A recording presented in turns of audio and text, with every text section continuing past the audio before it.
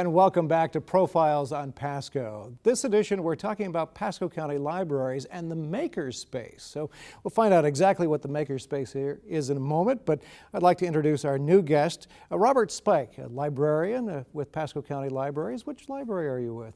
I'm at the Land O'Lakes branch off of Collier Parkway. All right, and we have Bob Harrison as well, Public Communications Specialist with Pasco County Libraries. Thanks again for joining us for this segment. My pleasure. I have to ask you, what is a makerspace? It's a very good question. The makerspace is really any place where creators or makers can gather and, just like it sounds, make things. Whether it's with power tools and hand tools or sewing, crafts. You can make a birdhouse or a picture frame or cloth, fabric purse, anything like that. The makerspace itself is in the Land O'Lakes Library. It's called the Foundry, and the makerspace movement came out of the maker movement. For the last several years, it's been very popular with craftsmen and artisans that are focusing on quality instead of consumption. So it really is more than just books to have a makerspace, or the Foundry as you call it. The one thing, I did tour this before we did this taping, and I put on a 3D goggles or glasses, if you will, and it was amazing. I really felt I was in this simulation, so that's even available. Yeah, that's our Oculus Rift, so you can actually do virtual gaming and video game design just by putting those on and using our equipment there, our CAD computers and whatnot. So when did we establish a makerspace at the Land O'Lakes Library? We grand opened back in December of 2015, so we actually just kind of celebrated our 1-year anniversary this past December.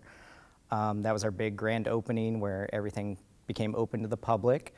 We do have, now we're fully up and running, so we have open hours available where people can come in and just work on their own creations, and we also have structured classes that you can take to learn a new skill. We're just learning some of the capabilities that we were talking about, but what is one of your favorite things in the makerspace? Ooh, that's a tough one. Probably 3D printing.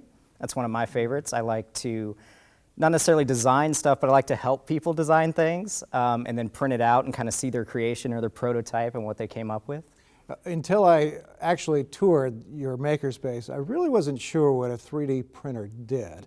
You know, most people associate printers with something you print on paper, but tell me, what can a 3D printer do? You envision something and you can actually make it?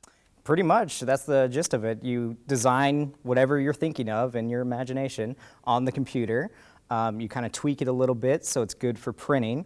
And then what the 3D printer does, it actually takes that creation, breaks it up into a bunch of little layers, and it draws it almost with plastic layer by layer by layer until at the very end you have a 3D little object to take home with you. That's amazing. And you can do that at the library. You can do that at our library, absolutely. Tell me a little bit about woodworking. You don't have just woodworking there, you have other things as well. Yeah, we have a full woodworking suite, so we have lathes, power tools, bandsaw, drill press, lots of hand tools as well, because we like to get our preteens involved with it as well. We also have several sewing machines the public can use, arts and crafts supplies, the 3D printing, the Oculus Rift like you mentioned. Pretty much, if you want to make it, we can somehow probably do it at our library. Talk about woodworking. I remember 9th grade woodworking shop. You had to go through classes or make sure before you even touched some of the woodworking lathe machines and some of the knives and things. Do you have some of those types of procedures in place before people do that, or do you have someone who can help them with that if they need that? Oh, absolutely. Safety definitely comes first. You do have to go through some safety training before you even touch a power tool, or even before you use the space, to be honest. You have to fill out some paperwork, of course, get your parent consent if you're under a certain age. But then if you're going to use one of our power tools, you'll go through it with an instructor or one of our volunteers, and they'll go over the best way to use that tool so you keep yourself safe and you can work on your project. This is really amazing to see what's in a library. And if you haven't seen this, if you're a business leader, you might want to come in and see what's going on in our Pasco libraries here, especially we're talking about the Foundry here in Land O'Lakes Library. Bob, tell me a little bit about some of our robotics team that we have working out of the Foundry. Yeah, that's pretty incredible. It's called the Edgar Allan Ohms robotics team. And they've been around for 3 or 4 years now. Right now it's a group of about 15 or so high school kids and working out of the Foundry. They compete on a national and actually international level. They have to design the robot, and they use our CAD computers, computer-aided design. Then they have to engineer it, build it, fabricate the parts in many cases, assemble it, test it, and each competition has a certain task that the computer must perform. And so they put it through its paces, and the next competition is in Orlando coming up in March. And I understand the robotics team, they're given an assignment and they have to have the computer or the robot do something, some type of an assignment. Or Right. task. They have to, say, catapult a ball through a target, things like that. They have to navigate a certain space, kind of like an obstacle course. And it really requires teamwork on everybody's behalf, not just designing and building the robot, but even from a business standpoint, because some of the kids will spend their time fundraising and marketing.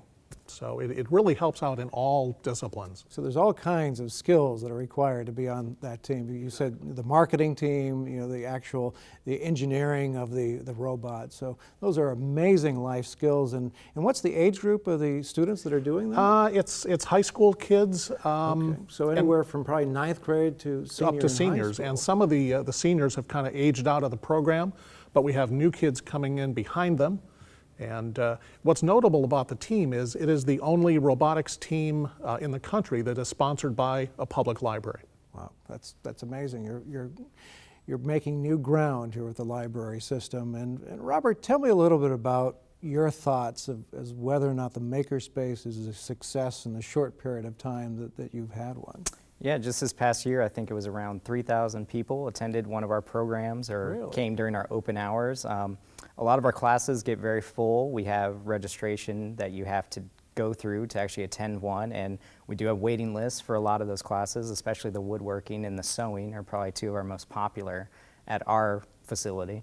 So we've been talking about the Makerspace. They call it the Foundry at the Land O'Lakes Library. Are there more Foundries or Makerspaces available in Pasco County in our library system? We have a couple in the works. So the Regency Park Library is going to have their own Makerspace because they're kind of the clone of Land O'Lakes. So we're going to be able to put it in kind of the same area there. We're not kind of sure what that's going to be yet, though, because it's very community driven. So it's whatever the community wants. We'll do some surveys and all that. And then also the Hudson Library is going to have kind of a sound video recording studio. It's going to take over their old computer lab, so we'll have different sound equipment, instruments, green screen, so people can do their own little productions. And you have that sound system available at the Land O'Lakes Library. You have some microphones if people want to do some audio recordings, I believe. Very basic here. It's kind of shifted over to Hudson more. So the Hudson one will be more complicated and have more details and.